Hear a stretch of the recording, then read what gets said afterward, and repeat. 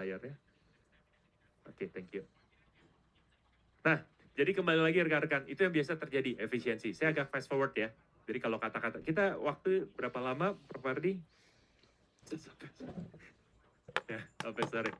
Saya set dulu 30 menit ya, nanti nextnya kita bisa discussion ya. 30 minutes. Oke. Jadi itu yang terjadi ketika COVID terjadi. Ketika COVID terjadi, di mana-mana semua mau job fair.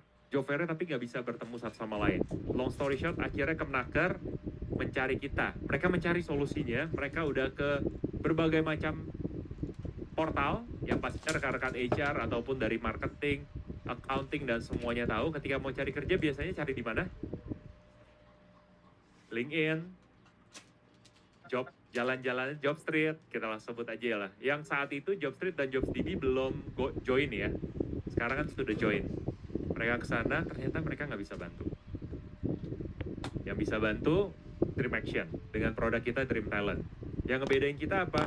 Kita kumpulkan semua orang-orang, mereka mengerjakan assessment, company dikumpulkan di Indonesia, seluruh Indonesia, lalu dipertemukan, langsung dapat kerjaan. Jadi goal utamanya percepatan penyerapan tenaga kerja di Indonesia. Dan itu seamless. Jadi si company-nya happy, yang dapat kerja juga happy. Kurang lebih itu 2020, 5 tahun lalu. Oke. Lalu ini MTech, MTech Group dengan banyak grupnya, dia juga mau melakukan job fair. Binus University ini pertama kalinya kita 17.500 orang dalam satu time frame yang sama melakukan assessment. Buat tahu apakah mereka sudah tepat atau belum. Yang bisa hanya Dream Action. Jadi keunggulan teknologinya di sana. Sampai hari ini, that's why tahun lalu kita jadi National Delegates di Hannover Messe. Itu I feel lucky, beruntung bersama Presiden, bersama Menteri-Menteri. Jadi ada di kanan kiri nih, kita ngobrol udah kayak kita ngobrol lah. Gitu. Karena kita punya Indonesian Pavilion, it's a very special moment lah. Dan ini National Delegates, ini ketika sama ada Elon Musk ya, kalau South by Southwest, one of the biggest tech expo, sama Mas Sandi, Mas Wisnutama saat itu. Ini gambaran singkatnya aja, jadi setempat di Indonesia, di Australia, di Singapura, dan di South Korea. Jadi kalau tadi yang Prof. Adi disebut Dairy Farms, mungkin Dairy Farms-nya nggak kenal, Dairy Farms itu Cold Storage, 7-Eleven, ya Hero Group, nah itu tuh. Jadi kerjaannya seperti itu, ke IT-nya. Kurang lebih 20 tahun, ini gambarannya. Servis kita apa saja? Servis kita dari sisi HR, people provider, jadi nggak cuma sekedar headhunting, tapi kita provide. Justru headhunter itu klien kita. We help them buat ketemu yang cocok seperti apa. People Solution Outsourcing, Academic and Career Consulting, Learning Development, Training, sama Job Fair Management itu. Ini yang kemarin tadi di Xiamen. Yang BRICS ini baru berapa bulan lalu lah. Kita diminta ke sana. So, kita bahas 3 poin aja. Issue, Introduction, Application. Dalam sudut pandang 360 degree. Jadi kalau ngomongin 360 berarti kan nggak ada blind spot ya. Atau kalau ada blind spot, kita harus tahu blind spotnya seperti apa. Nah, kalau kita ngomong di sini, 6 generation, one workplace. Mungkin rekan-rekan udah, ini udah terbiasa, tapi tetap ini menjadi landasannya. Biar kita lebih paham. Kalau challenge-nya saat ini banyak banget generasi di dalam satu workplace. Masih ada perusahaan yang masih ada silent generation-nya. Masih ada loh. Yang baby boomers, pasti ada. Generation X, Generation Y, millennials seperti saya, mungkin beberapa di antara kita. Generation Z, Alpha, dan setiapnya punya value yang berbeda. Nah, sekarang kalau kita mau ngomong, apa sih yang bisa bikin mereka memotivasi dan work style-nya berbeda apa? Sekarang saya di company, Dream Action, I can say 80% mungkin Gen Z. Pola pikirnya udah berbeda. Sesimpel, kalau rekan-rekan di HR, Pak, Bu, besok saya mau work from home ya. Kok semudah itu ya? Kalau zaman kita dulu, ya boleh aja. Berarti kan itu namanya cuti. Izin. Tapi kalau kita masukin cuti izin, wah, nggak oke banget nih kerjaan. Deh yuk, kita ganti aja ke yang lain. Ke perusahaan yang lebih fleksibel. Nah, itu kondisi saat ini. Kalau kita terus menyalahkan dalam tanda kutip ya, bukan menyalahkan, put the blame on, ini Gen Z nih seperti ini. strawberry generation nggak akan ada habisnya. Itu udah pembahasan udah tahun-tahun lalu lah, udah nggak valid. Tapi sekarang ini yang sudah ada, dan what can we do about it? Gimana kita memaksimalkan? Karena ketika dicari tahu, ini dari industri ya, dari lapangan rekan-rekan sekalian yang saya bisa share, ideasnya itu luar biasa mereka. Jadi idea racernya itu perlu digali untuk tampilin idea yang beraneka macam. Tinggal kita lead jadi action. That's why namanya dream action. Dream aja bagus. Kalau nggak punya dream nggak ada arahnya kemana. Tapi kalau mau hasilnya maksimum, makanya max ada X di tengah-tengahnya, ya kudu action. Karena we always believe setiap orang punya X factor-nya masing-masing. Itu gambarannya. Jadi kalau kita ngomong perspektif mereka tentang kerjaan, tentang loyalitas, tentang sukses, udah pasti totally different. Kalau sekarang HR diminta sama bosnya, pokoknya saya mau cari dong, sama atasan ya, sama pimpinannya, pokoknya tolong cari orang yang loyal. Nah, itu biasa jadi tantangan terberat, karena loyalitas itu biasa dari dua sudut pandang. Kalau buat saya belak-belakan ke klien, termasuk ke perusahaan jadi udahlah, termasuk ke tim sendiri. Jangan kita expect orang itu untuk loyal. Tapi gimana secara sistem di perusahaan ketika mereka tidak loyal, oke, yang penting kita baik-baik, bye-bye, refresh lagi, new blood. Jadi itu yang menjadi goal utamanya. Karena kalau kita bersikeras di situ terus, it won't happen. Pak, tapi bisa membantu nggak dengan drip talent? Definitely. Karena kita bisa mempredik itu dengan valid, reliable, dan prediktif. Gitu ya. Kalau kita ngomongin bridging mindset, redefining work relation, kedepannya ada 2 poin di sini. Ya, rekan-rekan juga bisa cek dan baca. Different generation tentu motivasinya beda. Tadi kita udah ngomong cara kerjanya beda. Yang ngedrive satu orang bisa bikin capek untuk orang lain. Pernah, saya yakin sih harusnya pernah mengalami. Tapi mungkin kalau buat saya, contohnya secara personal, wah, ketika kerja dari pagi sampai malam, wah kayaknya fulfillment. Pas pulang tuh, wah kayaknya I did something good, I feel good. Tapi mungkin untuk the next generation, generasi yang berbeda, aduh, kayaknya gue butuh healing deh. Burn out banget nih hari ini. Jadi, totally different way of working. Tapi di sisi lain, bukan berarti hasilnya nggak maksimal. Ketika saya di perusahaan, di Dream Action, kita awal-awal kita test drive. Sebarin. Gimana kalau every week is a long weekend? Wah, happy. Semuanya happy.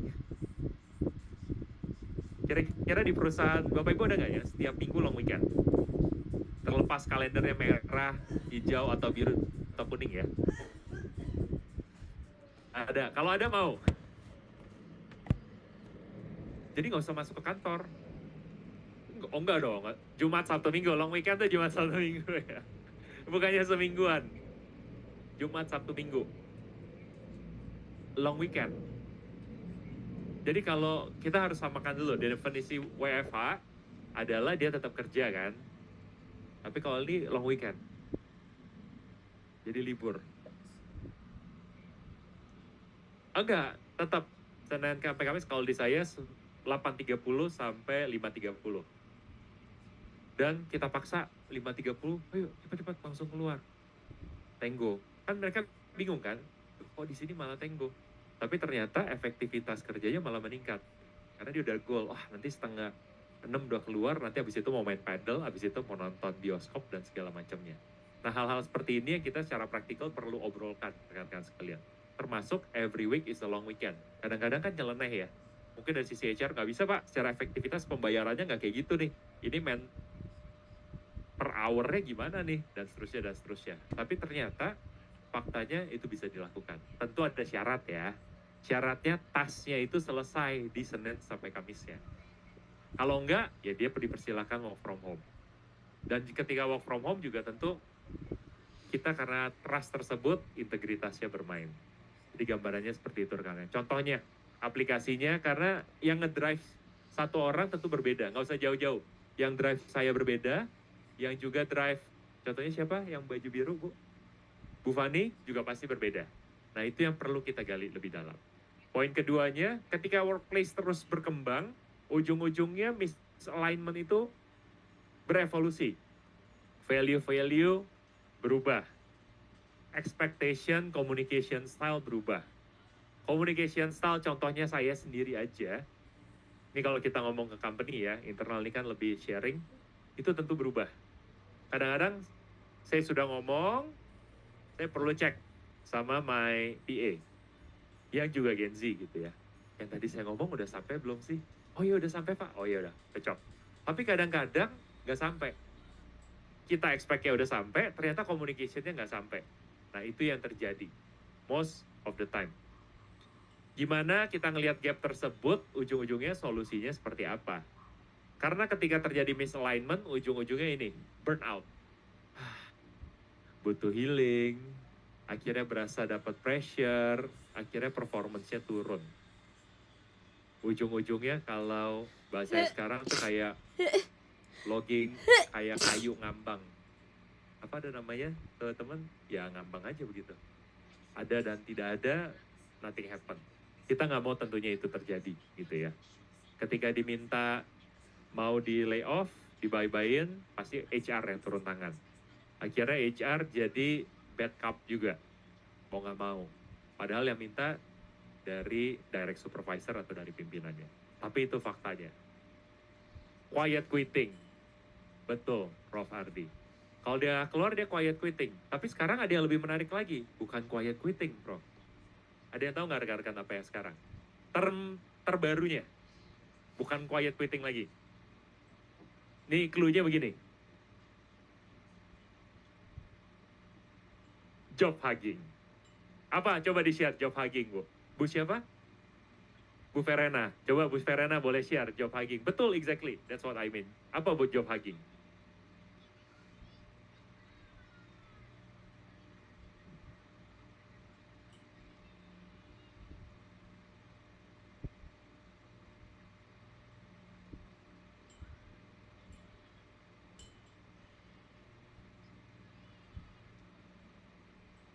Pokoknya dipelukin aja gitu kan. Nah itu rekan-rekan, thank you Bu Verena. Bu Verena, thank you Bu Verena. Jadi hal-hal muncul tadi, ada quiet quitting, job hugging, itu bukan dari slide. Slide ini is just a slide rekan-rekan. Tapi itu akan muncul ketika ada celetukan-celetukan respon dari rekan-rekan. Kayak tadi dari Prof. Ardi, nah kita bisa lebih relate lagi. Thank you Prof. Ardi, Bu Verena. Ada job hugging, ada quiet quitting. Poinnya adalah ya jangan sampai kalau zamannya saya sebutnya deadwood. Ya job hugging kan seperti itu, ya deadwood yang gampang aja dia. Tapi nggak mau ngelepas juga di satu sisi dan sisi yang lain. Ujung-ujungnya ya itu performance-nya drop. Ketika HR, satu lagi ya, kalau kita ngomongin di sini fokus transformational leadership, it's all about people, it's all about HR. Kalau boleh cek by show of hands.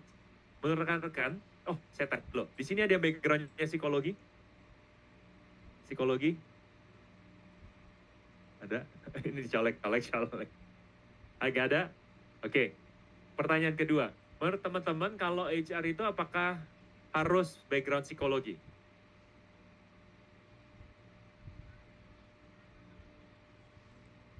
Apa? Coba, yang baju merah nih. Apa? Bu Zalfa.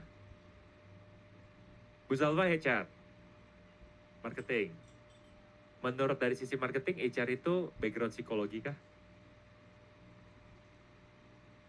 Kalau tarik dari sisi marketing, as a business development, business owner, apakah HR harus background psikologi? Kayaknya enggak juga. Cika, mana Bu Cika? Oh ini Bu Cika. Bu Cika HR. Ah, oke. Yang tadi rekan-rekan HR, tadi yang backgroundnya di HR,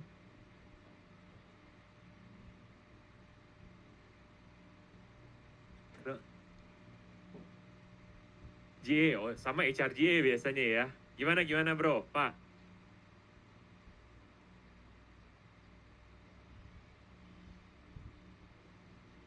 Psikologi, manajemen, hukum, ya itu masuk ke legal ya, international relation atau external relation ya.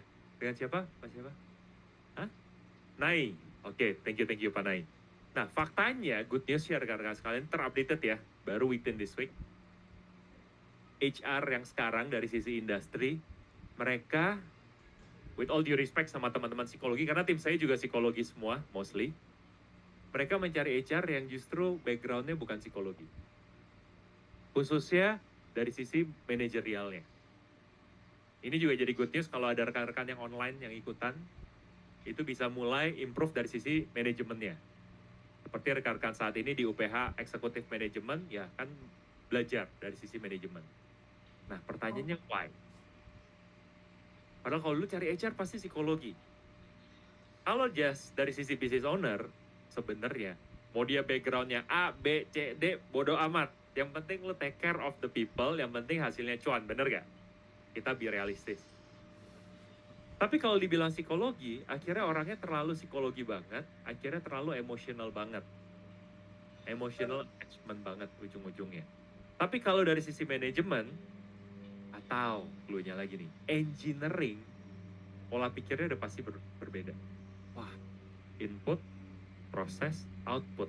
Ini biar outputnya diminta dari manajemen seperti ini, inputnya harus gimana ya? Nah, di prosesnya gimana? Kalau kita mau proses seperti ini, inputnya harus seperti apa? Mungkin itu opening clue yang bisa saya trigger untuk rekan-rekan sekalian. Goalnya apa? Jadi kalau kita ngomong konflik yang terjadi itu bukan berarti, oh urusan HR, urusan teman-teman psikologi, akhirnya jadi blaming. Enggak. Tapi semua, all the people, it's HR. Makanya disebut human resources. Rekan-rekan pernah familiar ada kata-kata human resources di tahun, saya awal-awal Dream Action ini 9 tahunan lalu, itu human capital. Ya kan? Itu sebenarnya totally different. Bahasanya totally different animal. Tapi ternyata gaungnya human capital itu kurang kuat dibanding HR itu sendiri. Jadi sampai detik ini, semua masih nyebutnya HR, resources.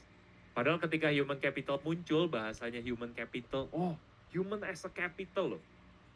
Kita harus melihat sudut pandang itu. Tapi ternyata karena kita di Indonesia sudah lebih familiar dengan HR dan luar negeri lebih familiar dengan HR, akhirnya sekarang ya HR juga.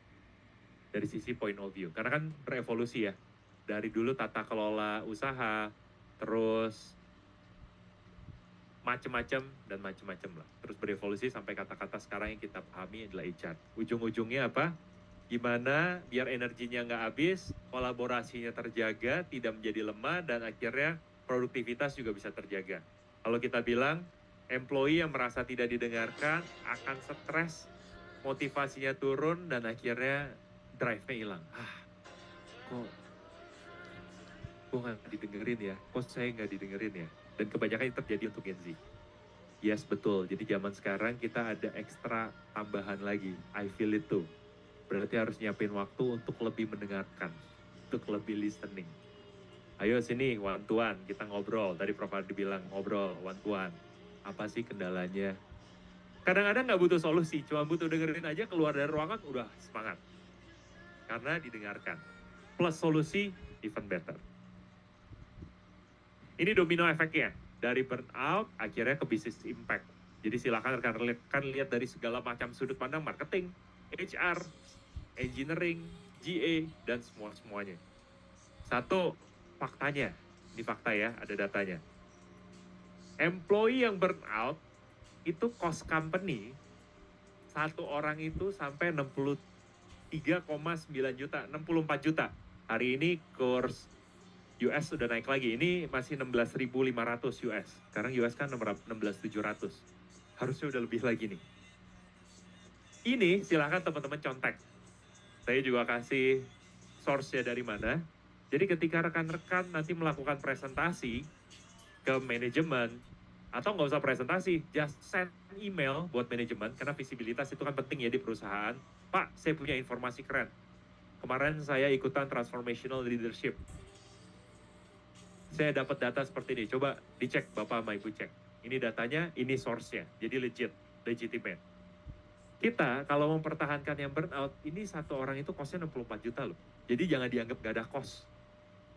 Kedua, manager and executive level 320 juta. Jadi kalau mulai berasa, wah kayaknya si bapak itu nggak perform deh gini. Nah, bisa lakukan hal seperti itu. Yang kadang-kadang kalau budayanya di company, kita bisa ngomong whistleblower. Familiar rekan-rekan dengan whistleblower? Jadi kayak dibisik-bisikin, diam-diam, anonim. Mungkin bikin email, ini teknis ya, karena kita mau realistis yang bisa langsung dilakukan, nggak cuma sharing ngomong doang. Wah, tapi kalau ngirim pakai email saya bahaya, ntar kan ketahuan langsung nge-track. Ini siapa dan segala macam. Wah, kalau mau bikin email baru too much effort, bener nggak? Ribet banget bikin Gmail segala macam. Rekan-rekan tinggal ketik Google, ketik temporary email, itu muncul tuh. Bisa langsung tergenerate, bisa bikin inbox dan outbox. Totally anonim. Free. Jadi itu biasa kita gunakan untuk hal-hal tersebut. Jadi anonim email bisa dilakukan seperti itu. Yang penting kan datanya dapat.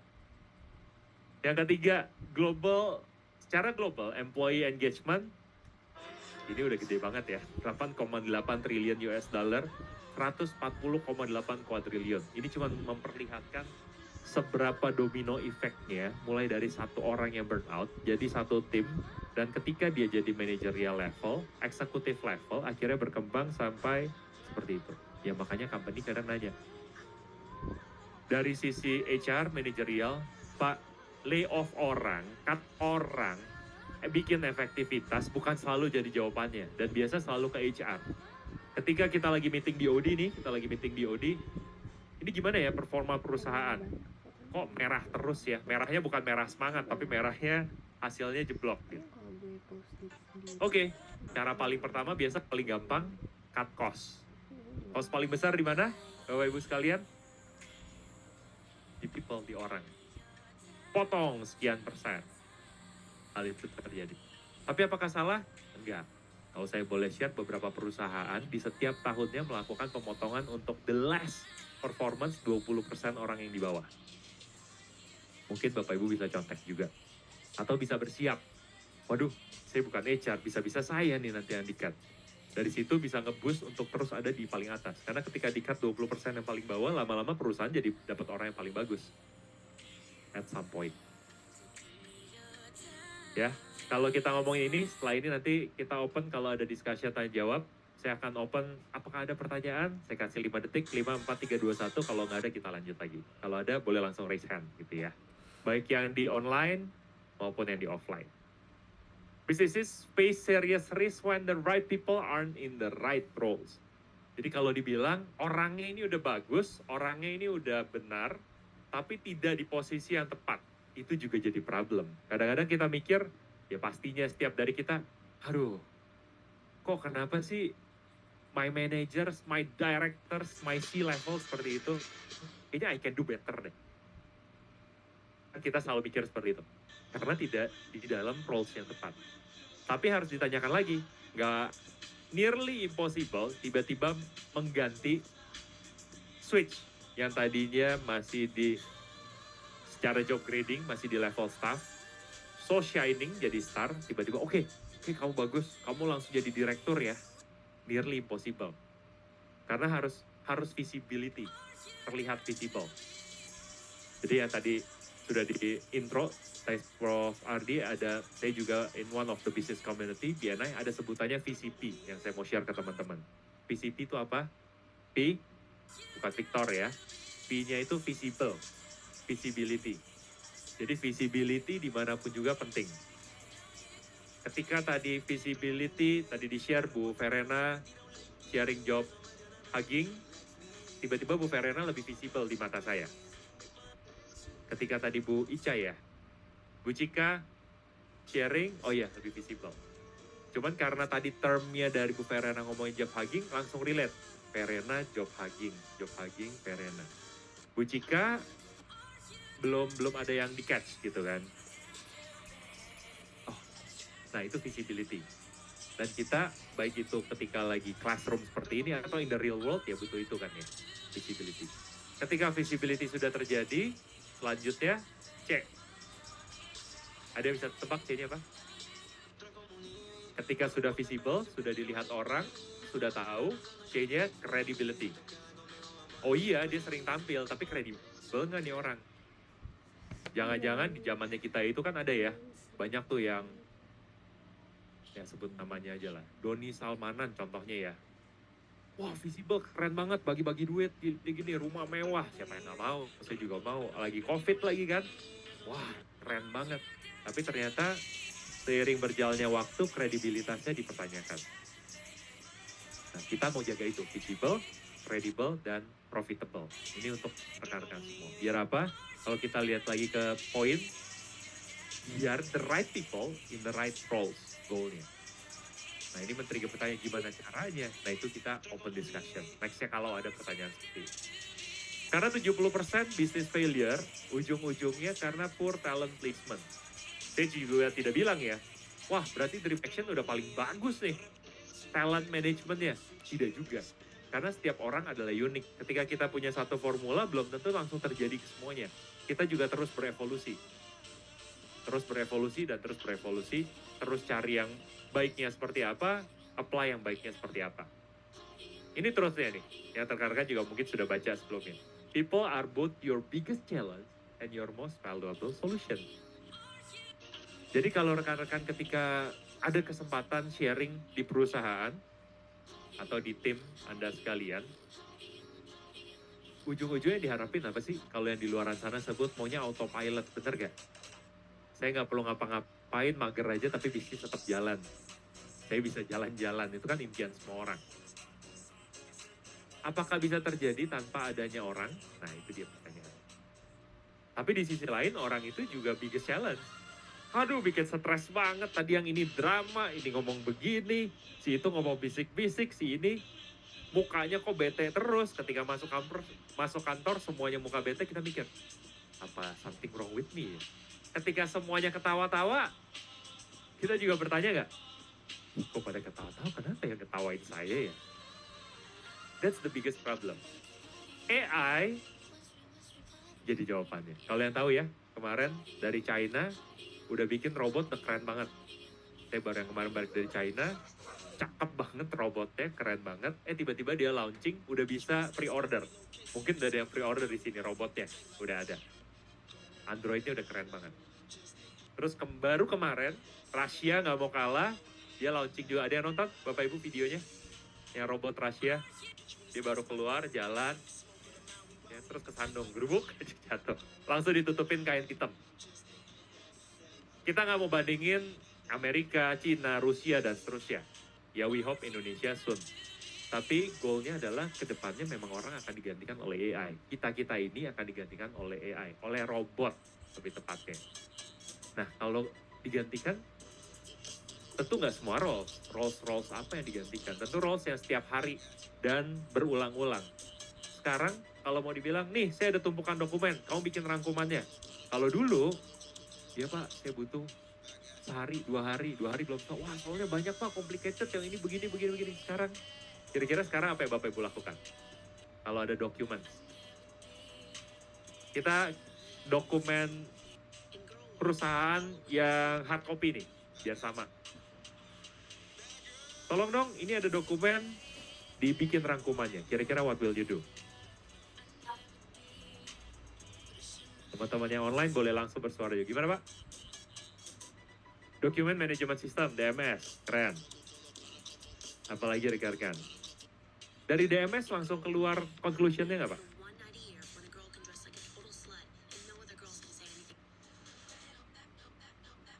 Yes, OCR langsung ditarik semua datanya ya.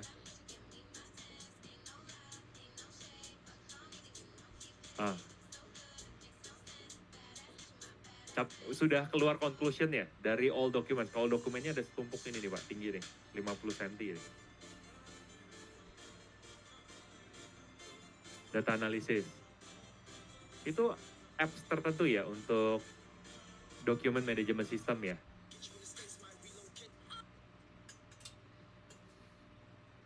Nah, itu dia.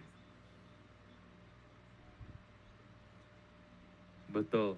Thank you Pak. Tadi Pak Yahya Huawei. Tadi saya ingat Huawei ini Pak Yahya. Exactly, betul banget Bapak Ibu sekalian. Sesimpel kalau sekarang hard copy, di scan udah pasti ada OCR dan segala macam, dropin aja ke ChatGPT, langsung muncul semua. Nggak Nggak usah jauh-jauh sekarang, kalau lagi kuliah sama Prof. Ardi atau yang lain, rekan-rekan tinggal buka voice note atau chat GPT, rekam, terus di akhir bikin konklusinya, langsung udah kayak punya PA pribadi. That's what I usually do. Sesimpel itu. Zaman saya kuliah dulu, saya ingat banget tuh masih pakai iPod, beli iTalk, itu kayak keren banget karena nggak ada yang punya, colok, ngerekam, aduh bunyinya kresek-kresek, ini ngomong apa, ketiduran. Sekarang udah langsung dibikinin seperti itu. Kan dunia berubah. Jadi udah tidak valid ketika dibilang nggak bisa melakukannya. Nah, sampai sini ada discussion, pertanyaan dulu sebelum kita lanjutkan. Atau mau disanggah juga boleh. Pak, saya nggak setuju tapi karena dari point of view ini kurang oke dan segala macam. 5, 4, 3, 2.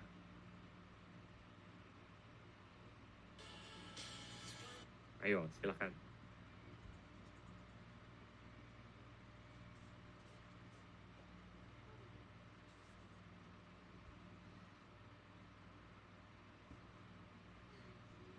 Karena kalau waktu zaman saya kuliah, ketika ketemu yang praktikal tuh momen yang enak, kita serang aja tuh.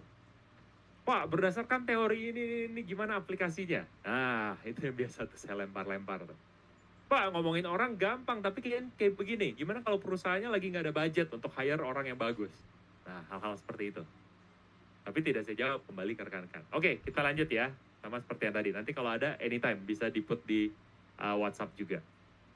Kalau kita ngomongin transformational leadership in the future of work, gimana dengan tech-driven, workforce yang multi-generation ini tetap bisa kita kontrol, jadikan produktivitas meningkat. Ujung-ujungnya apa? Pimpinan, leaders, pemimpin harus menginspire purpose, tujuannya apa? Building trust, align diverse expectation. Jadi satu, harus tahu North Star-nya kemana, goal-nya apa. Ya, beberapa perusahaan, khususnya mungkin rekan-rekan kalau yang startup, wah pokoknya yang penting kita survive dulu. Ya udah, goal-nya survive. Keep dulu BEP, lalu next-nya apa? Oh, kita mau apply sampai multinational. Kedua, building trust. Don't worry, selama semuanya terjaga, apapun kondisi di luaran sana, tetap company kan diproses. Baik-baik, nggak ada tiba-tiba, loh, kok udah 2 bulan, 3 bulan, 4 bulan nggak gaji-gajian ya, trust menurun, wah itu chaos tuh terjadi. Satu lagi, align diverse expectation. Karena kita paham ekspektasi setiap orang itu berbeda, makanya akan lebih baik biasanya kalau ada momen, rekan-rekan pernah pakai namanya Mentimeter. Mentimeter. Biasa kalau waktunya banyak saya pakai Mentimeter. Saya tampilin Mentimeter, nanti boleh di searching ya di Google. Terus silakan, ini ada kodenya, ada 6 digit, dimasukkan kodenya, ditulis. Apa sih ekspektasi kalian di tahun depan? Ketikin tuh. Dan anonymous, nanti muncul semua. Ding ding ding ding ding ya, kita nggak tahu siapa ngomongnya siapa.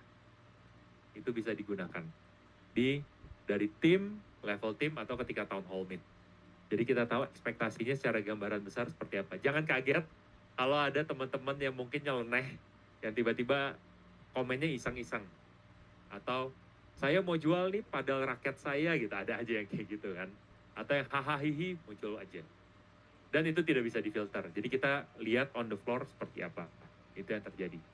Nah, rekan-rekan, jadi kalau kita ngomong HR Tech, gimana redefinition of work-life relation, gimana teknologi akhirnya ke depannya lebih transparan di the workplace, orang-orang tidak bisa lagi melindungi orang-orang yang memang tidak kompeten, dalam tanda kutip ya, tapi bukan berarti jadi takut. Aduh, saya nggak kompeten. Kalau saya di-assess jadi ketahuan. Bagus, berarti saya harus, apa yang harus saya lakukan? Sesimpel, kalau ngomong laboratorium dan dokter, ketika kita ketahuan ada sel kanker aktif, for your information, setiap dari kita punya sel kanker di tubuh kita secara biologis, tapi ketika sel kankernya aktif dan kita tahu lebih dulu, apa yang kita lakukan? Ya, bisa kita treatment, lebih cepat, lebih baik. Oh, harus olahraga, jadinya lebih bagus. Jadi ketika pun ada hal-hal yang tidak baik, ya ini dia tugasnya untuk adapt dengan cepat, Dan akhirnya kita bisa support kebutuhan dari employee itu apa, kebutuhan kita ini apa. Karena manusia kan fokusnya dari diri kita sendiri dulu.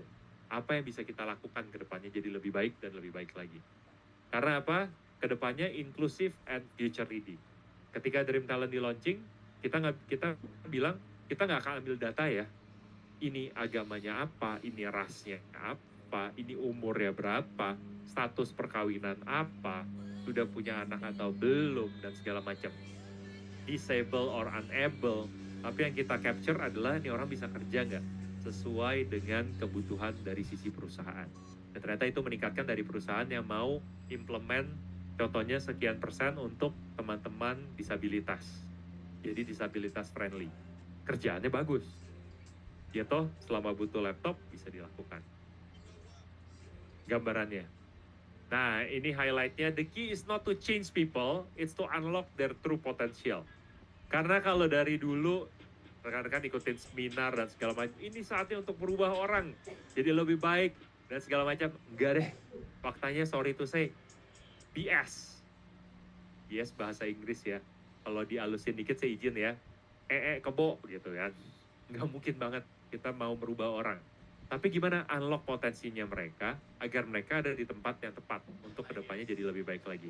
Jadi kalau kita bilang managing differences to empowering strength. Ketika sudah tahu dan memang sudah paham setiap orang ini berbeda-beda, nah nextnya apa? Kalau ini jadi bentuknya workshop, bareng Prof. Adi kita bikin workshop, Prof. Ini bisa di-assess, oh ini bagian A di sini, bagian yang people, bagian idea di sini, bagian yang action di sini. Nah itu pasti hasilnya berbeda-beda. Yang biasa kita bisa lakukan ya. Jadi kalau kita lihat, to unlock team's full potential, organization need to align individual strength with business strategy. Highlightnya di sini nih. Data driven insight.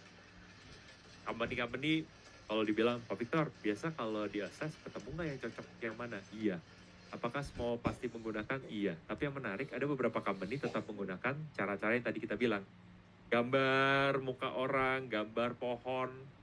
Yang sekarang dia nggak tahu dengan teknologi, tinggal ketik Google. Gimana sih caranya agar lulus dari tes ini udah muncul semua. Kraplin, Pauli yang suruh garis-garis. Sekarang udah tahu caranya. Nah, dengan AI, Big Data, kita bisa cut hal itu semua. Kenapa? Karena dunia berubah, solusinya juga berubah. Problem zaman now, butuh solution zaman now. Simpelnya seperti itu, rekan-rekan sekalian. Karena mereka butuh data driven.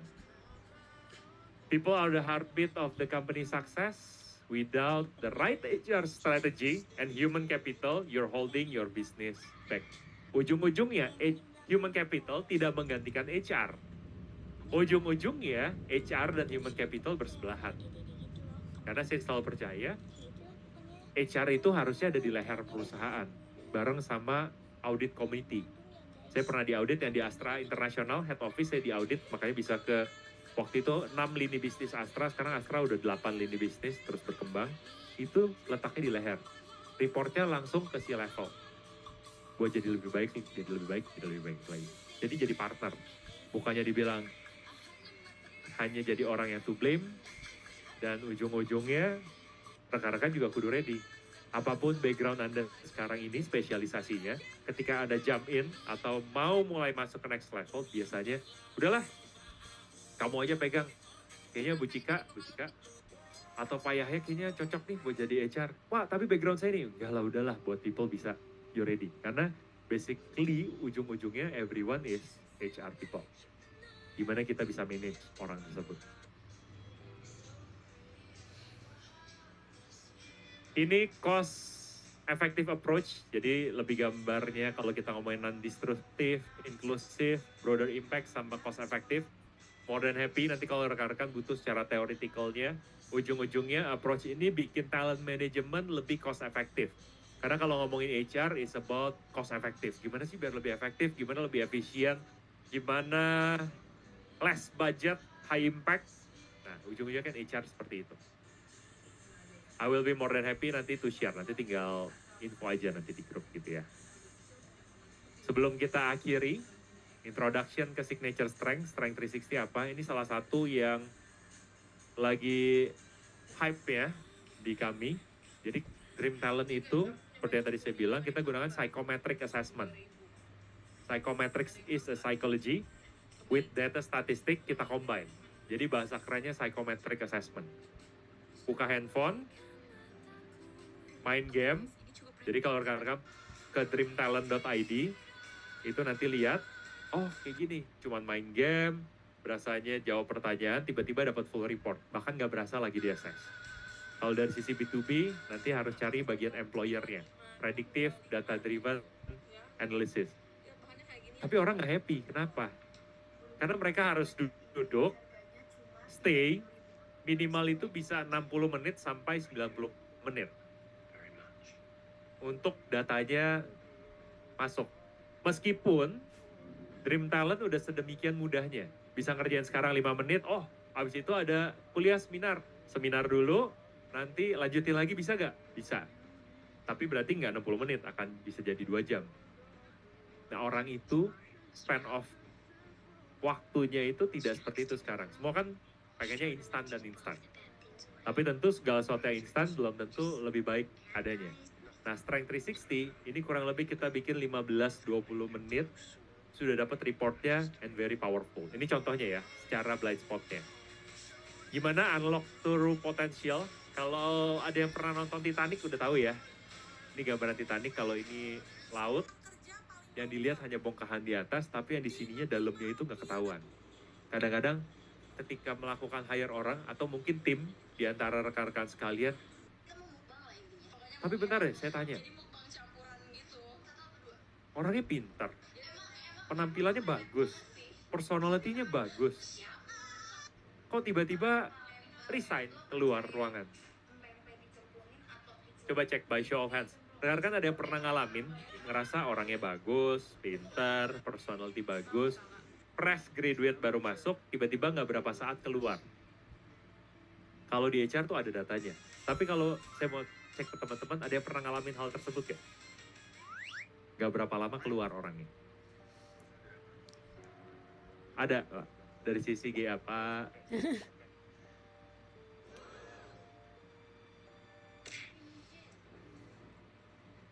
Langsung dipanggil company lain. Dalam berapa lama? Hijack berarti ya. Berapa lama tuh? 6 bulan ya. Udah cukup bagus sebenarnya berarti. Fakta yang mencengangkannya di lapangan, ini baru masuk ya. Saya ceritanya anak baru. Kan baru masuk masih, oh iya gitu ya. Oh iya kenalan gitu, baru masuk. Terus abis itu duduk sebentar. Terus buka-buka handphone bentar, kan masih belum kenal kan. Terus habis itu yang dilakukan, dia ketok-ketok ke ruangan, tek. Bapak ada waktunya Pak, saya mau ngobrol gitu ya. Beberapa waktu kemudian nih, Pak Ardi kayaknya saya kurang cocok nih di sini. Izin ya Pak ya, saya bye-bye dia keluar langsung. Pertanyaannya berapa lama sampai dia mau ngetok pintu itu? Tebak-tebakan, ayo berapa lama? Tadi kan 6 bulan nih. Pak Hiu. Rai. Maaf. Biasa kalau pertama kali begitu, Pak Rai 6 bulan. Berapa Kak? Bu, Pak. Bu Cika, 1 hari. Oh 1 hari, oke. Berarti oke. Berapa hari? Berapa lama? Tadi Bu Cika 1 hari. Pak Rai 4 jam. 4 jam teman-teman. Ini fakta ya, ini dari teman-teman sekalian. 4 jam. Ada lagi yang lebih rendah dari 4 jam. 1 jam ada Bu Cika.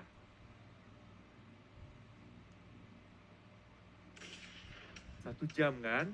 1 jam bahkan kan.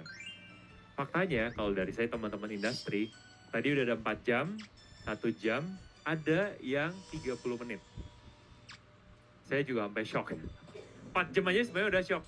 Hah?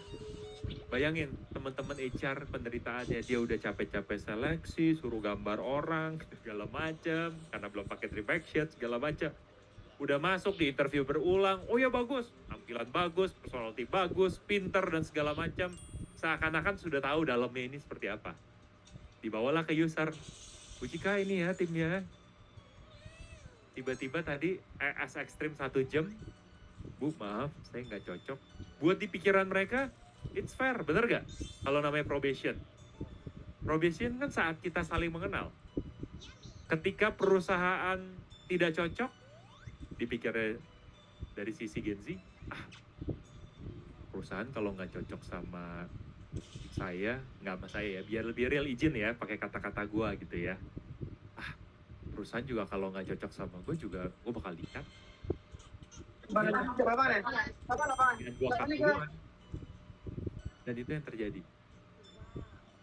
Daripada saya dikat, mendingan saya cut duluan. Terus sudah beda lagi feel-nya. Kalau tadi sejam, kalau 30 menit tadi shock ya. Masuk ya udah dia main. Kayaknya vibes-nya beda nih. Kayaknya ini bukan circle gue deh. Ya udah keluar, cari yang baru. Cari yang baru nggak dapat kerjaan. Ya udah, gap year. Kan itu yang saat ini terjadi. Dan faktanya demikian. Nah sekarang gimana menggunakan data-data itu untuk kita unlock potensinya mereka. Jadi semua orang itu bisa as a coach ngajarin ini loh, dan mereka merasa ada valuable.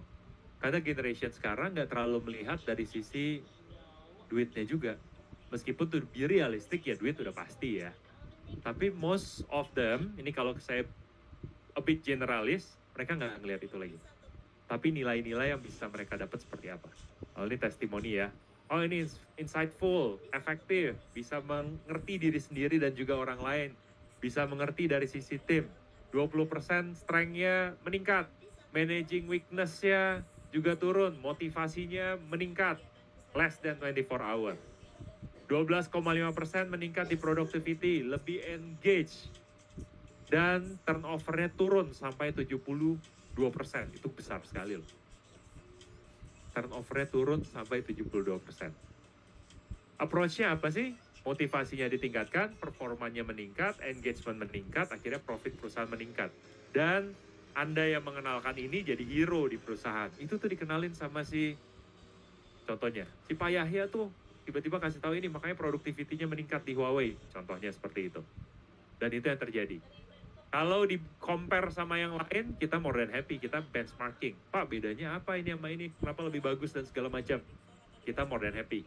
Kita langsung compare, Strength 360 lebih detail, lebih lengkap, lebih powerful, dan bisa digunakan untuk individual dan untuk tim.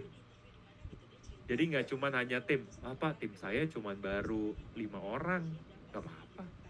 Cuman ada saya sendiri, it's okay. Karena bisa digunakan untuk individual dan untuk tim. Karena kalau ngomongin human field, nah ini dia nih. Kalau menggunakan tangan, kita tes. Bapak Ibu semuanya berdiri deh. Berdiri. Stretching. Ini sambil praktek ya. Nah, tangannya dibuka lebar. Cuma digeser ya. Maju mundur, kata Pak Yahya tuh. Atau kalau ada teman-teman cowok yang modus, wah pas nih, gitu kan, ya. Nggak, goalnya gini, kita buka tangan lebar, ini biar tahu span of control kita atau blind spotnya seperti apa. Kalau blind spot udah pasti ya, blind spotnya yang di belakang yang kita nggak lihat. Cara praktikalnya begini, ini tangannya taruh di depan, jari telunjuk. Lalu pelan-pelan kita geser seperti ini. Nah, ini jangan lihat jari orang lain, tapi lihat jari kita sendiri ya. Nggak perlu lihat ke saya, lihat ke jari sendiri. Oke, step 1, jarinya udah siap. Ya, bersyukur ya, semua punya jari ya.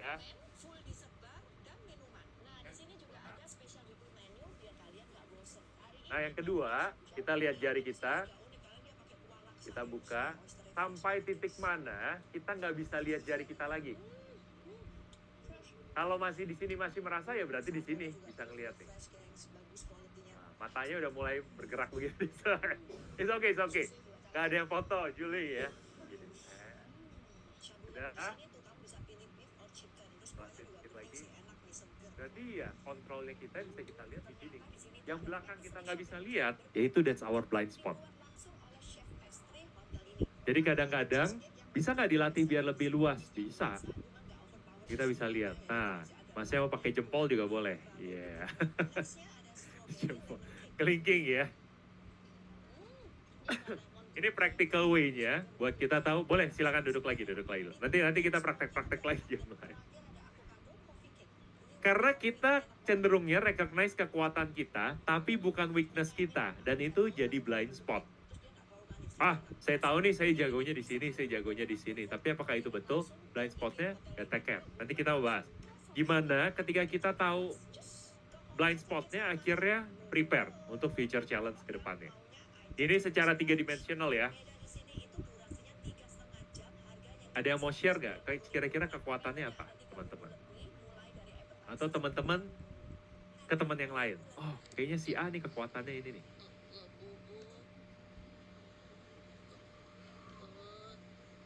Inspiring, motivation, communicating. Wah, tepuk tangan untuk Pak Yahya. Siapa Pak Yahya yang nyebut? Wah, jangan sampai kan. Hah? Andrew, Pak Andrew. Wah, keren Pak Andrew. Pak Yahya itu sangat inspirational. Nah, itu strength yang dilihat, Pak. Nah, sekarang pertanyaannya, yang inspirationalnya, izin ya Pak Yahya jadi contoh ya. Wah, keren. Pak Yahya antusias gak ketika memperlihatkan inspirasionalnya? Sangat, keren. Berapi-api. Confidence gak? Sangat confidence, keren. Opportunity-nya disediakan nggak? Sediakan. Melalui UPH ini. Apalagi tadi juga Pak Hendra mempersiapkan, memberikan kan opportunity. Ketika nggak dibilang, nggak muncul. Oh, ini kayaknya gini banget ya. Kayak Pak Yahya banyak kerjain nih kayaknya. Nggak gaya kidding ya. Kalau bener juga nggak apa-apa ya. Nah, dari sini kita ngukur. Oke, strength is strength. Ini yang banyak orang nggak lihat dari 3 dimensional concept. Ada loh orang mungkin yang lain, saya juga sebenarnya inspiring kayak Pak Yahya, tapi tipenya diem. Atau umum orang nyebutnya introvert, extrovert, bener ya. Saya juga sebenarnya, misalkan saya salah satu juga yang diduduk lah. Saya juga sebenarnya inspirational nih kayak Pak Yahya. Tapi aduh, sayang nih. Saya nggak dikasih opportunity. Pak Yahya untung tadi dia sohib sama Pak Hendra karena ngerjain tesis bareng. Saya mana nih? Kok tim saya yang juga ngerjain tesis bareng nggak ngomong saya? Atau teman-teman nggak bilang saya, nggak ada opportunity-nya. Kira-kira bisa diaplikasikan nggak inspirationalnya itu? Enggak. Nggak maksimal. Oke? Confidence. Saya merasa saya inspirational. Tapi kayaknya enggak deh. Saya tidak se-inspirational Pak Yahya deh. Ini contoh lagi ya Pak ya. Saya mau bilang saya juga inspiration, tapi enggak deh.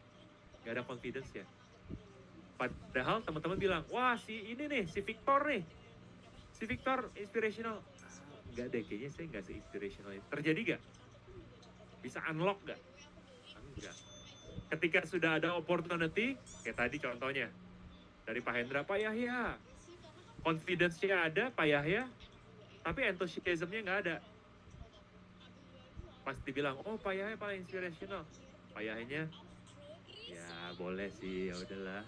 Tapi kalau tadi, oh iya, sip. Nah itu jadi sebuah strength, kekuatan. Nah ini yang kadang-kadang banyak orang nggak measure 3 aspek ini, enthusiasm, confidence, opportunity. Tergampangnya ECO.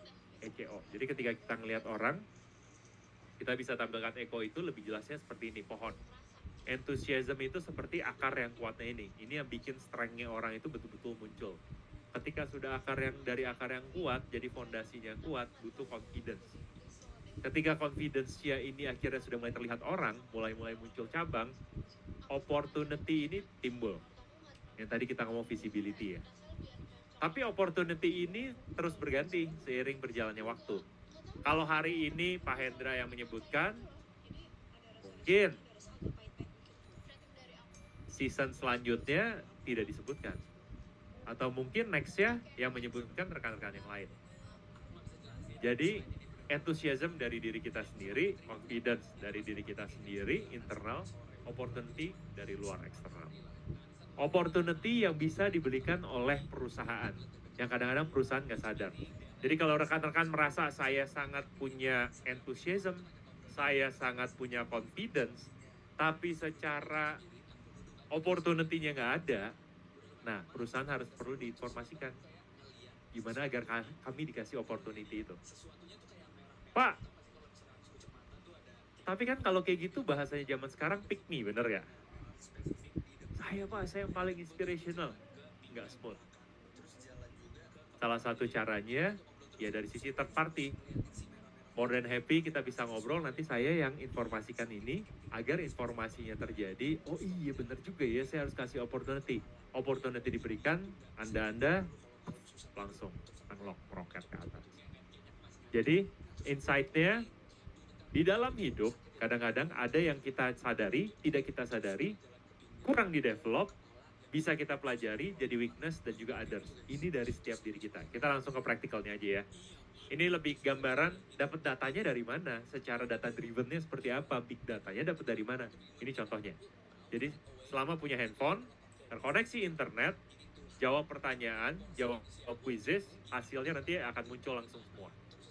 Dengan detail. Dengan 409 million possibility of unique tailor-made reports.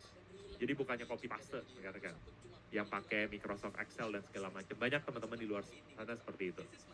Banyak yang mengklaim online assessment, tapi online assessment-nya ya seperti itu, pakai Google Form, pakai kata kunci jawaban. Seperti zaman saya SD dulu, 30 tahun, 40 tahun yang lalu contohnya. Tapi di sini kombinasinya tuh banyak banget, 409 juta possibility. Aplikasinya seperti apa? Bisa untuk individual, organization, coach, dan juga tim. Kalau kita ngomongin individual, berarti yang diukur apa? Ini dia, aset. Tiap orang punya ada asetnya sendiri. Jadi action, social, strategi, empowerment, dan thought. Jadi kalau tadi gambaran orang atau yang Da Vinci ini seperti yang nempel gitu ya. Saya tuh lebih kuat di mana ya? Gambarannya kalau orang yang execution-nya jago, harus ditandemkan dengan yang visinya jago. Kalau tadi saya izin ambil contoh, Pak Hendra, outspoken, saling support ke Pak Yahya, dan sama-sama saling support. Nah itu kayak dua kutub yang saling mensupport. Andrew, kenapa dari tadi saya Hendra? Thank you ya revisi. Pak Hendra, dari tadi saya bilang Hendra, iya aja lagi. Andrew, betul ya. Andrew-nya pakai A apa pakai E? A-N-D-R-E-W. Thank you Pak Hendra. Kok jadi Hendra lagi? Thank you. Siapa tadi namanya Bu? Bu Zelva sudah mengkoreksi. Zalva atau Zelva Pak? Zalva atau Zelva? Z-A-L. Zalva. Zalva Salsabila. Keren. Ya, kembali lagi di sini. Mau Pak Andrew, mau Pak Hendra yang tidak ikut di ruangan ini, atau Bu Salva, ini gambarannya. Apakah lebih dari sisi pikiran, action, social, empowerment, dan strategi. Dan ini, hasil ini dari Strength 360. Jadi, registered on dream action gitu ya. Jadi kita bisa memapping orang seperti apa. Saya lebih kuatnya di mananya sih dari satu sisi dan yang lain. Ini tampilannya, jadi kalau nanti saya kasih contoh, jadi kita kuatnya di mana dan apa sih yang bikin seseorang itu unik, yang bikin seseorang itu beda itu seperti apa. Ujungnya apa? Biar tahu blind spotnya di mana, self strategy, team strategy, dan system strategy. Itu untuk individual. Jadi ketika digunakan untuk individual, saya jadi tahu kuatnya di mana ya, kurangnya di mana ya, saya harus ngapain ya. Atau banyak sekarang anak-anak muda, ketika saya diundang ke sekolah, sharing, guru-guru, ini yang tadi penabur, saya tanya iseng, apa sih tantangan terberatmu saat ini? Saya kasih post-it notes. Harusnya pakai tadi Mentimeter, tapi ternyata sekolah nggak boleh bawa handphone. Jadi plan B, kasih post-it note. Mereka tulis, mereka tempel di depan. Ada yang kira-kira mau sharing tebak, kira-kira anak umur berapa berarti ya? 15, 16 tantangan terbesar dalam hidupnya apa? Ayo, Buzal. Buzalfa Salsabila.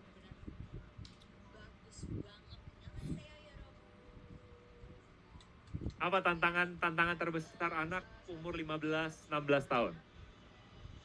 Atau ingat-ingat ketika dulu 15, 16 tahun? Ya, identity crisis. Tadi dengan siapa? Bu Kelly, identity crisis, betul. Thank you Bu Kelly, identity crisis. Ada lagi? Ngobrol sama lawan jenis. Wah, ini pengalaman juga ya, betul. Ngobrol dengan lawan jenis.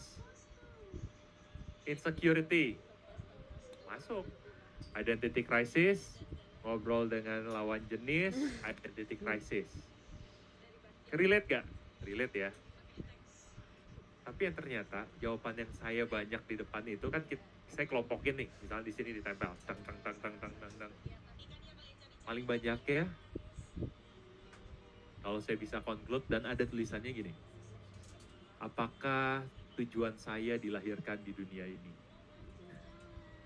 Serius teman-teman, itu. Saya kaget juga, dan gak cuma satu.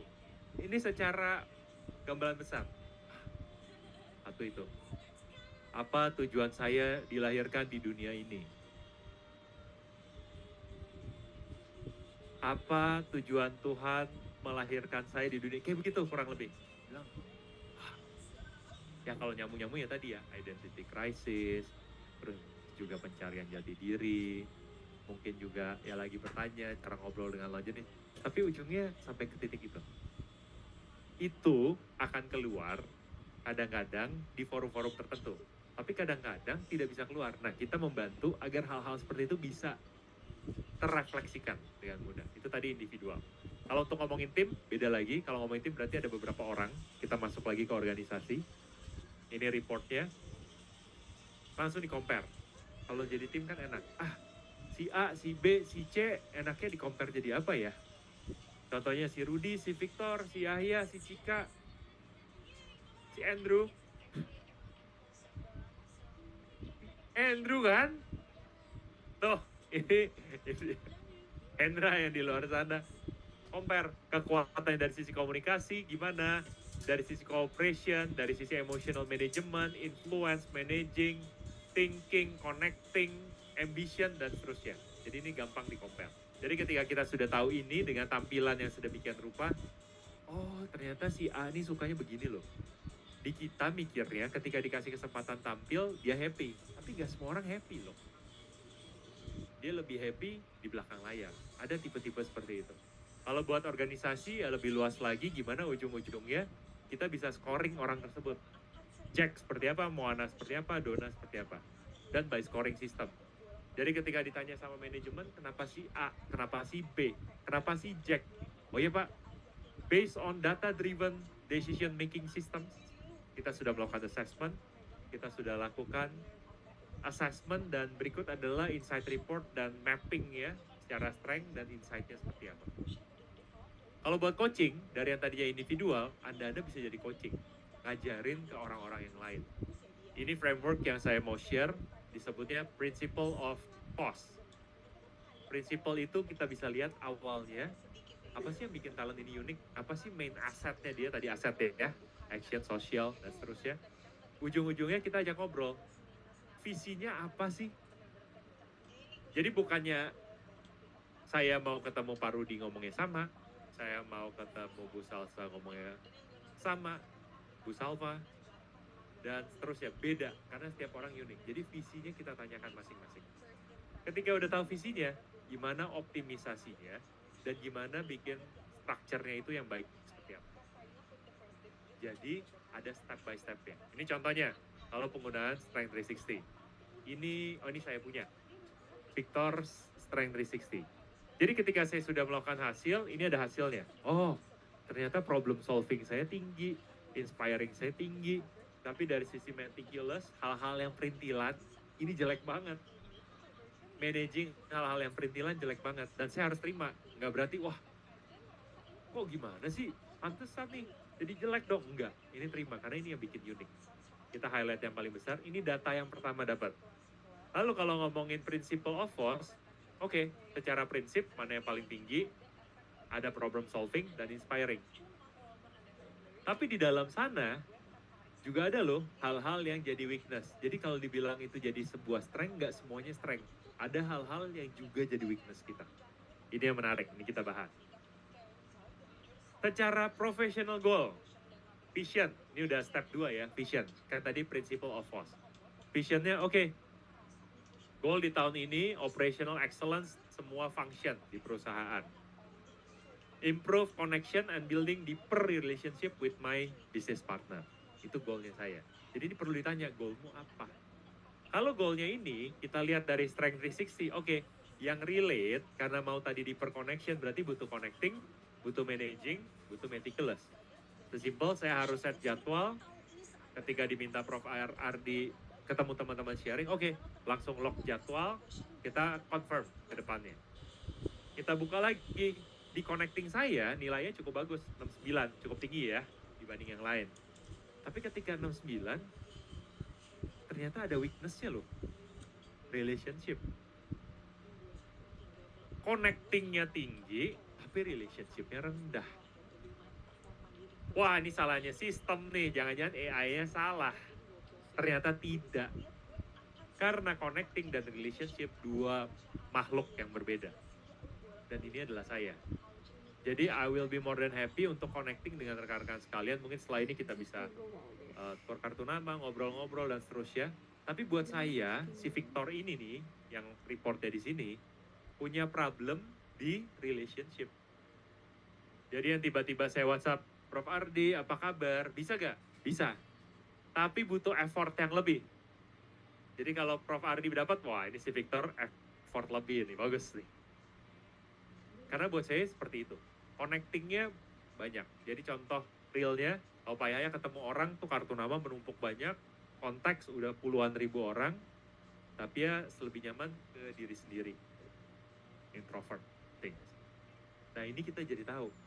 Kedua, meticulous dan managing. Detailnya, segala macam, prudence, monitoring, evaluation, weakness semua. Ketika saya tahu ini, ya bukan berarti malu. Setiap orang ada uniknya kok. Ada kelebihan dan ada kekurangan. Ujung-ujungnya solusi saya, oke. Yang awalnya saya nggak ada PA, ada PA. Sekarang malah jadi tim PA, ada 3 orang. Biar apa? Biar dreamnya jadi action. Karena tiap orang berbeda. Kita sadar, ada hal-hal yang jadi weakness kita, ditambah confidence dan opportunity, ingat Eko yang tadi, jadi learn. Buat saya, mempersingkat waktu, ya kita bisa hire orang. Kalau untuk underdeveloped, tambah confidence, jadinya realize, disadari. Diberikan opportunity, jadinya realize, oh sadar loh, memang saya punya kekuatan di connecting. Gambarannya seperti itu. Ya kadang-kadang contohnya kalau tadi kita ngomong, connecting. Kalau connectingnya underdeveloped, ya harus pede dulu, saya bisa kok belajar di sini, ngobrol sama rekan-rekan, di kelas yang keren ini gitu ya, di UPH saling ngomong gimana sih bisa ketemu ini, ngobrol seperti ini, dapat skillnya, confidence, jalanin, unrealized. Ketika akhirnya ada opportunity, ketemu orang baru, mungkin ikut forum, ikut seminar bisnis dan seterusnya, dijalankan, oh saya memang punya power di connecting. Jadi itu gambarannya, rekan sekalian, hopefully berguna bermanfaat, pastinya berguna dan bermanfaat. Feel free nanti buat kita saling terkoneksi bareng untuk kita bisa diskusi lebih lanjut lagi. Thank you, Bu Yohana, ada tepuk tangannya. Kita lihat di sini. Ya, Bu Sal, ada pertanyaan.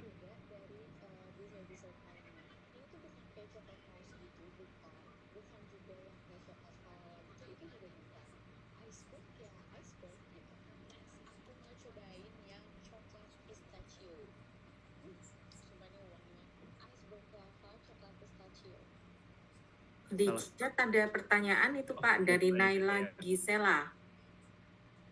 Sure. Ya. Nah, ini harusnya ada Johari Window. Bentar ya, thank you ya.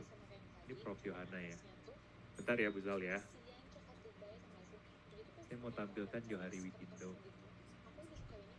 Ada ya, udah end. It's okay, mungkin di yang lain. Oke, saya jawab dulu ya. Tadi ke Bu Sal dulu.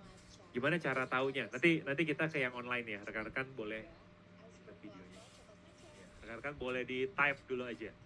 Nah, cara taunya ada namanya Johari Window. Pernah dengar ya Johari Window? Johari, Johari, Johari Window. Kalau dibilang Johari Window, apa nih? Ada spidol yang saya pakai ya.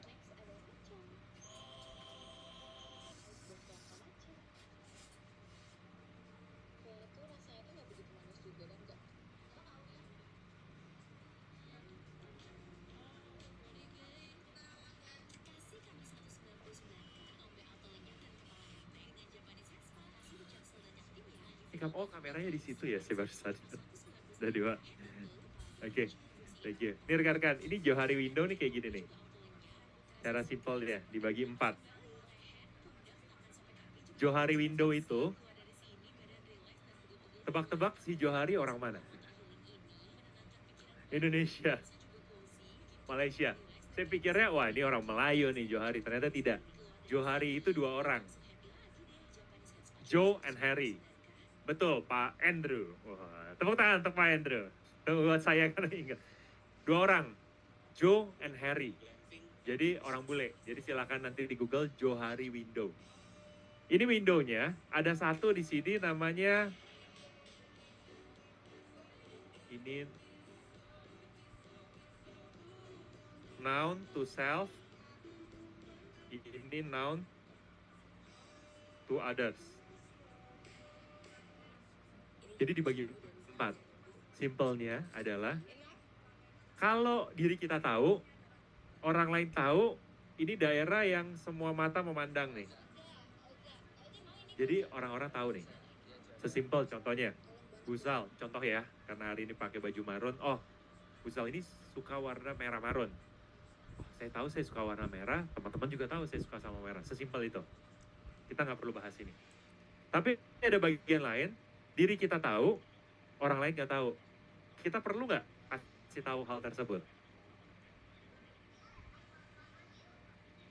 Belum tentu.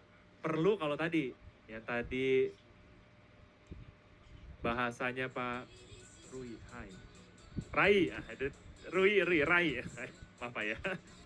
Itu weakness saya, Pak Rai. Pak Rai mau ngobrol dengan lawan jenis. Ketika berkenalan lebih lanjut, pasti area sini mau di-share nih. Saya itu sukanya gini loh, saya sukanya begini dan segala macam. Tapi tetap ada bagian yang tidak kita mau share. Karena ini jadi area intimnya kita lah. Area yang cuma saya doang yang tahu. Sesimpel privacy. Contoh ya, sesimpel ternyata saya suka lu diem-diem saya ngupil gitu, contohnya. Saya suka lu tiba-tiba saya duduk ke tengah saya kentut gitu, contohnya. Yang orang nggak perlu tahu. Ini bikin ekstrim biar teman-teman paham. Non to self, non to others. Nah sekarang bagian sini. Orang lain nggak tahu, diri kita juga nggak tahu. Nah ini yang tadi, masih ingat tangan gini ya. Ini blind spot nih. Bukan BS yang mana ya, blind nih. Nanti dianggap BS yang lain nih. Kita nggak tahu, orang lain nggak tahu. Ini pertanyaannya Bu Zalim tadi. Yang di sini gimana? Yang di sini orang lain nggak tahu. Sorry, kebalik nih. Balik ya. Ini di sini BS ya. Jadi kalau gambar tuh begini nih. Diri kita nggak tahu, orang lain nggak tahu. Ini blind spotnya. Tapi kalau di sini, diri kita, orang lain tahu, kitanya nggak tahu. Or vice versa, gambarannya itu 4-nya seperti itu. Saya coret dulu ya. Nah, caranya menjawab Busal, yang orang lain tahu, diri kita nggak tahu. Ini agak, gambarannya tidak untuk di copy ya, nanti dilihat dari internet, tapi diambil artinya dulu aja. Ini terdistorsi nih. Kalau yang orang lain tahu, tapi diri kita tidak tahu, gimana biar lebih tahu? Ya harus tanya ke teman-teman terdekat. Menurut lu strength gue apa sih? Atau yang simple, biasa saya lakukan nih, saya pakai Mentimeter. Kita bisa praktekin sih sekarang juga sebenarnya. Nanti ya, kita keep dulu ya kalau ada waktu. Yang kita lakukan pakai Mentimeter, tampilin di depan, lalu ditulis, saya kuatnya di mana. Teman-teman bisa langsung munculin. Kita praktekin langsung deh. Masih ada waktu kan ya Pak Ardi ya? Iya.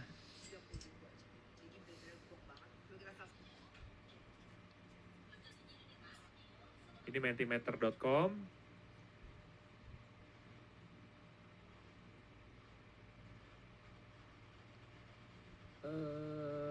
Wah, tapi mesti login ya.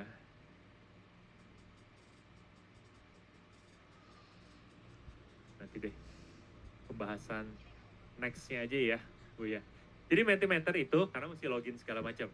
Muncul di depan, nanti teman-teman saya minta keluarin handphonenya, masukin kodenya, atau kita pakai WhatsApp kita aja ya. Boleh dibuka WhatsApp ya, ambil handphonenya, dibuka WhatsApp ya. Ini aman. Yang belum masuk bisa langsung di-scan di grup WA-nya. Pertanyaannya, menurut rekan-rekan, apa sih impression, kita kan baru pertama kali ketemu ya, untuk saya. Nah, coba diketik misalkan. Apapun, mau bagus, mau netral, mau tidak bagus, itu akan jadi input saya.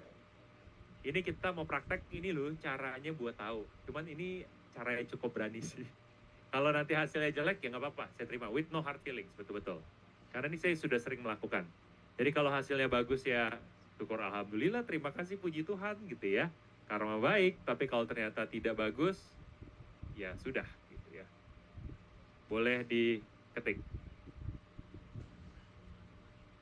Dari Pak Pebi, selamat pagi. Terkait absen kehadiran seminar ini bagaimana ya? Bagaimana Prof. Ardi? Absen kehadiran seminar ini. Kita nanti melalui feedback link dan itu sudah merupakan absen kehadiran. Terima kasih. Thank you Prof. Yana. Sudah dijawab ya, jadi nanti melalui feedback link itu sudah dianggap sebagai kehadiran. Nah, ini contohnya ya, ini nggak harus yang bagus-bagus loh benar-benar teman-teman. Cuman biar dapat, oh ternyata, kenapa? Oh iya, betul. Kan blind spotnya nggak dikasih lihat pastinya kan? Karena kan semua orang mau terus ditampilkan yang bagus, for sure. Yang lama-lama akhirnya jadi konsisten. Cepat lupa nama, nah thank you nih. Inputnya. Nah, salah satu caranya saya agar tidak cepat lupa nama yaitu, harus berulang-ulang disebutin. Nah, Bu Zal, salah satu caranya, you can do something like this. Jadi biarin aja dia overflowing, jadi ternyata kelebihan saya begini ya, begini. Satu, bisa seperti itu. Kedua, yang ngobrol sama teman dekat. Ketiga, kontemplasi. Bisa ambil retret. Mau meditation bisa. Saya pernah tuh yang di Bali 7 hari nggak ngomong sama sekali, Bali Usada, Tapabrata, ada. Nanti lebih tahu dalam diri, boleh. Tapi kalau, aduh Pak, saya nggak ada waktu seperti itu. Cara paling tepatnya, buka website ke strength360.id. Nah, itu bisa. strength360.id. Jadi nanti di situ bisa langsung ngobrol, nanti langsung anytime sekarang bisa ngerjain, langsung dapat hasilnya ke rekan-rekan sekalian. Nanti saya bisa invite info ke teman-teman sekalian juga webnya strength360.id.